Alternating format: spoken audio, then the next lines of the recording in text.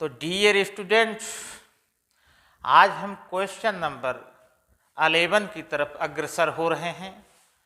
त्रिकोणमिति के कुछ अनुप्रयोग अभ्यास 9।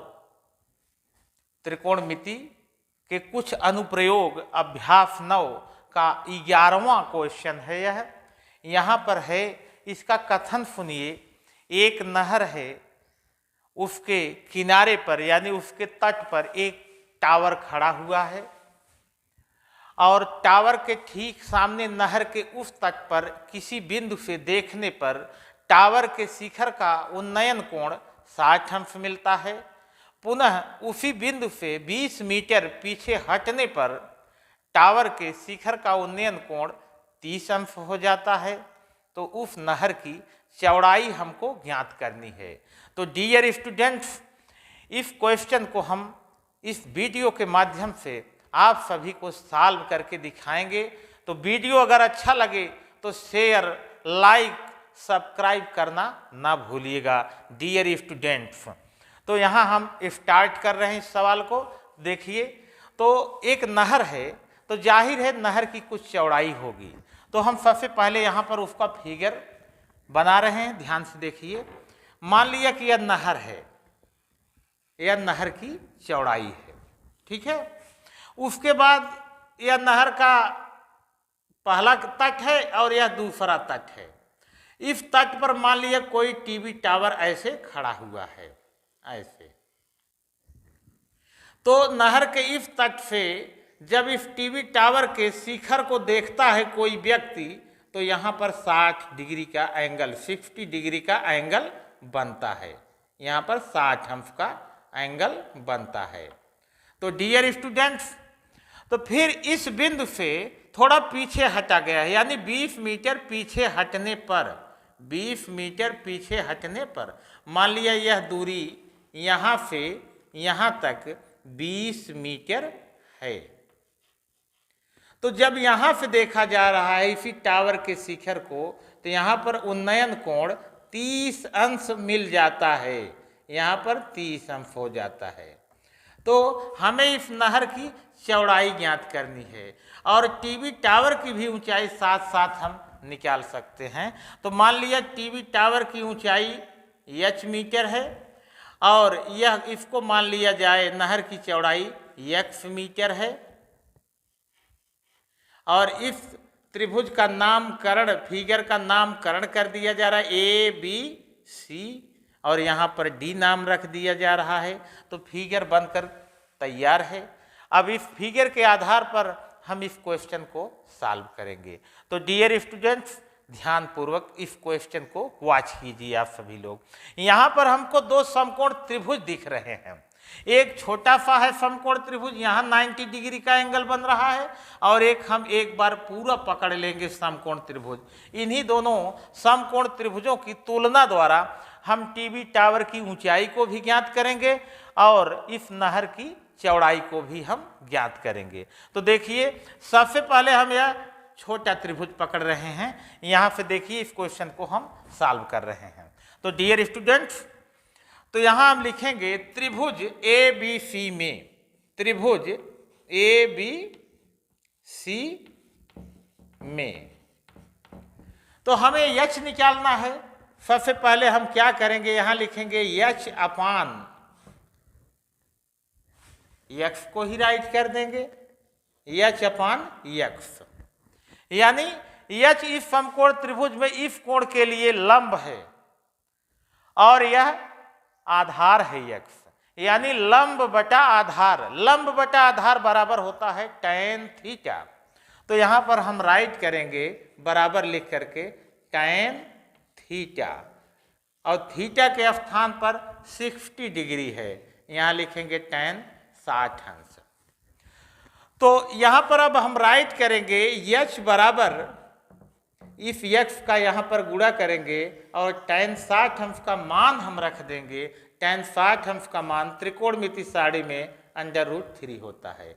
इस तरह यह हमारा पहला इक्वेशन, पहला समीकरण निर्मित हो गया। अब हम लिखेंगे दूसरी कंडीशन में कि समकोण त्रिभुज ABD में, यहाँ देखिए यहां लिखिए त्रिभुज ए बी डी में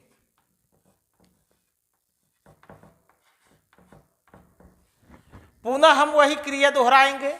यच अपान, अब आधार बड़ा हो गया है, पूरा त्रिभुज पकड़ा गया है, तो हम लिखेंगे यच अपान यक्स प्लस 20।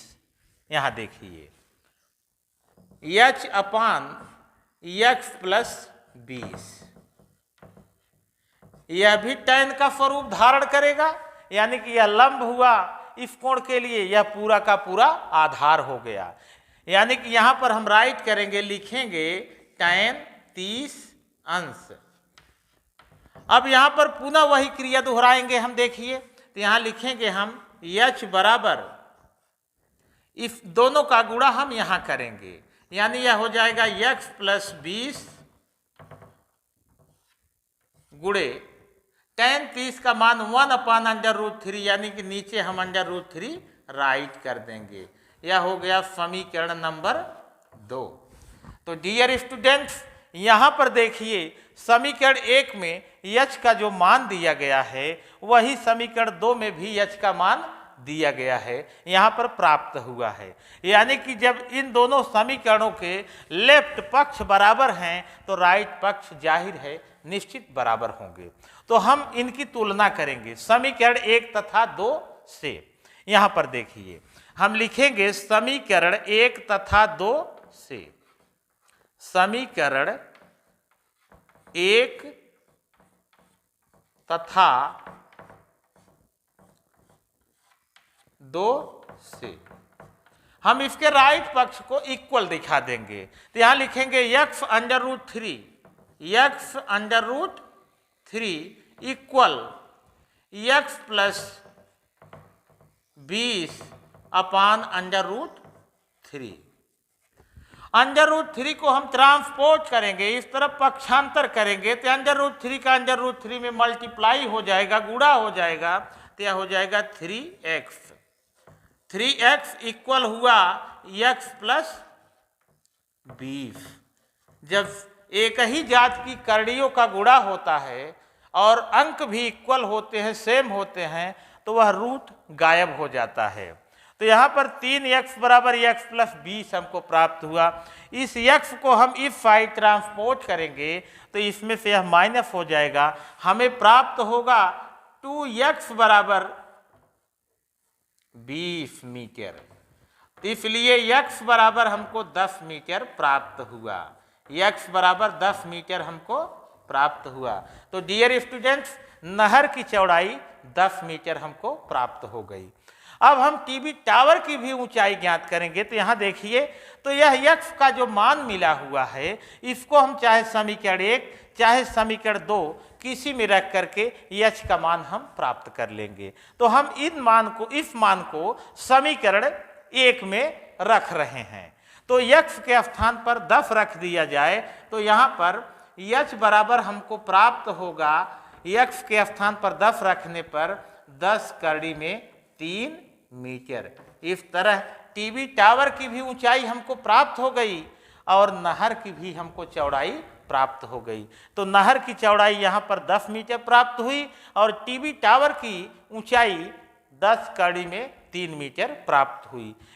अब देखिए क्वेश्चन नंबर 12, NCERT अभ्यास 9 कक्षा 10 गणित, यूपी बोर्ड। एक क्वेश्चन नंबर 12 का कथन क्या है, पहले इसको सुनिए आप सभी लोग।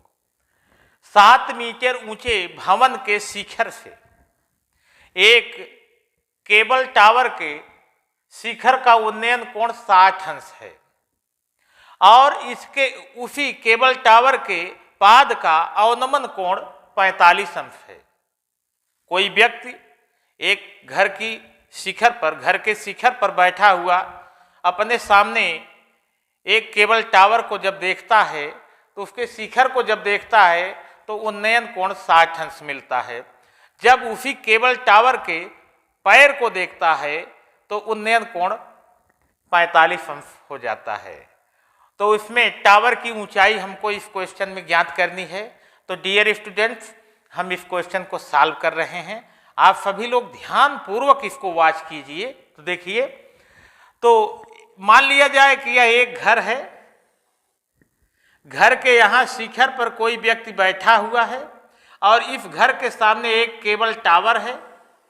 जाहिर है केबल टावर घर से ऊंचा होगा और इस आधार रेखा को हम केबल टावर से मिला दे रहे हैं। यहाँ से बैठा हुआ जब व्यक्ति देखता है यहाँ पर इस शिखर को, तो उसको उन्नयन कोण 60 अंश दिखता है। उन्नयन कोण यहाँ पर 60 अंश, इसको यहाँ मिला दिया जाए,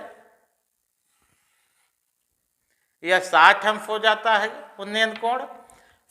और यहीं से जब व्यक्ति इस केबल टावर के पैर को देखता है तो उन्नयन कोण 45, अवनमन कोण यहाँ पर मिलेगा, अवनमन कोण 45 अंश मिलेगा। तो यह फिगर बनकर तैयार हो गया। अब हम इसका नामकरण करेंगे। यहाँ पर ए लिखें, यहाँ बी और यहाँ पर सी, यहाँ पर डी और यहाँ पर ई हमने राइट कर दिया। तो यह फिगर बनकर तैयार है। और यह एसी जो है केबल टावर की पूरी ऊंचाई है। इस पूरी की पूरी ऊंचाई को हम एच मान ले रहे हैं। तो यहाँ पर देखिए भवन की ऊंचाई 7 मीटर है। तो जाहिर है कि यह एक आयताकार क्षेत्र बना हुआ है, तो यह भी 7 मीटर होगा। और इसको हम यहाँ तक एच मीटर मान ले रहे हैं और यह डीसी को हम एक्स मीटर मान ले रहे हैं। तो हमारे पास यहाँ पर देखने पर 2 समकोण त्रिभुज दिख रहे हैं। एक यह समकोण त्रिभुज है, दूसरा यह है। हम इन्हीं दोनों समकोण त्रिभुजों की तुलना करके इन्हीं की हेल्प से हम पूरे टीवी टावर की ऊंचाई को ज्ञात करेंगे। तो ध्यानपूर्वक इस क्वेश्चन को वॉच कीजिए आप सभी लोग। देखिए सबसे पहले हम इस समकोण त्रिभुज को कैच कर रहे हैं। तो यहाँ पर है, लिखेंगे त्रिभुज ए बी ई में, त्रिभुज ए बी ई में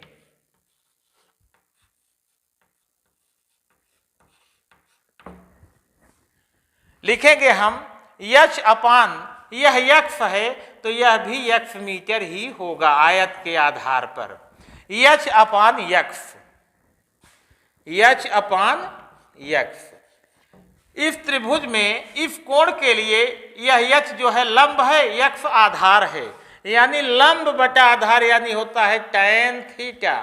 तो यहाँ पर थीटा के स्थान पर 60 अंश है।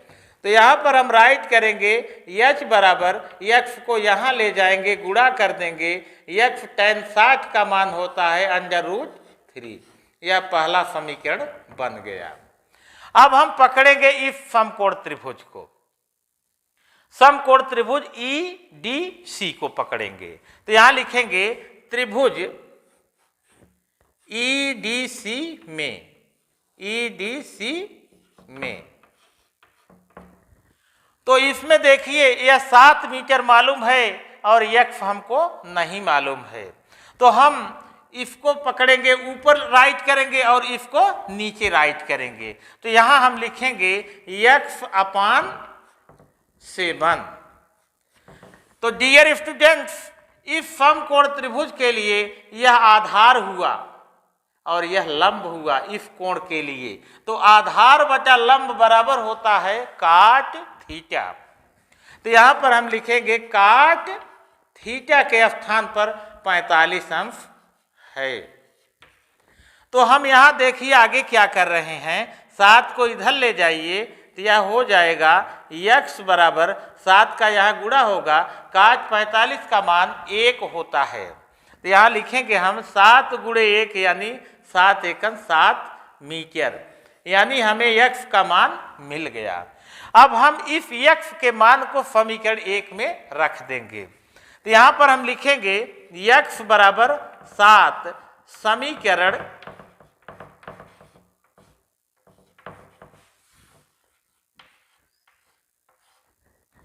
1 में रखने पर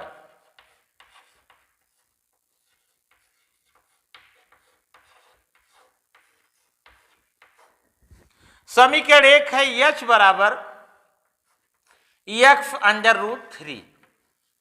तो यहां हम लिखेंगे यक्ष बराबर, यक्ष के स्थान पर 7 लिखेंगे, 7 कड़ी में 3 मीटर। अतः डियर स्टूडेंट्स, हमें अभी पूरी की पूरी लंबाई तो नहीं मालूम है, अब उसको हम कैसे ज्ञात करेंगे। केबल टावर की ऊंचाई AC है, तो यहाँ पर देखिए AC बराबर होगा AB plus BC, AB plus BC होगा। तो यहाँ पर हमको AB पहले से ही H है, H बराबर यहाँ पर 7 कड़ी में 3 है, 7 कड़ी में 3 और प्लस यह BC जो है 7 है। तो यहाँ पर देखिए 7 दोनों में दिख रहा है, इसको कॉमन ले रहे हैं। 7 कड़ी में 3 प्लस 1 मीटर प्राप्त हुई। तो केबल टावर की ऊंचाई 7 ब्रैकेट में √3 प्लस 1 मीटर हमको प्राप्त हो गई। यह रहा क्वेश्चन नंबर 12 का पूरा सलूशन।